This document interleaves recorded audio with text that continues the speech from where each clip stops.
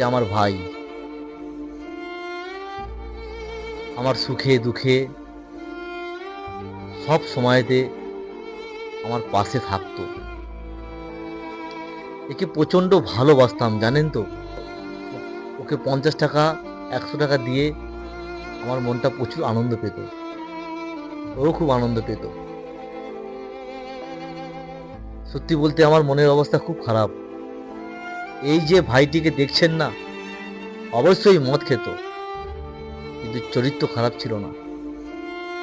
আমাদের গ্রামে, আমাদের পাড়ায় কেউ বলতে পারবে না কোনো মহিলাকে কোনো মহিলাকে, ভাইজিকে, বৌদিকে, দিদিকে, বোনকে, যে যেমন সম্পর্কে হয় তাদেরকে কোনোদিন খারাপ চোখে দেখেনি।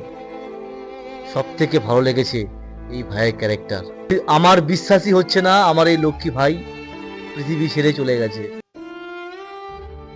আমার মন বলছে বারবার আমি দেশে গেলে ওকে হয়তো আবার দেখতে পাবো। আফসোস, প্রচুর আফসোস হচ্ছে আমার ভাইটির জন্য। সত্যি বলছি, সত্যি বলছি, আমার খুব কষ্ট হচ্ছে ভাইটির জন্য। ও যেখানেই যাক, যেখানেই থাকুক, ও যেন সুখে শান্তিতে ভালো থাকে।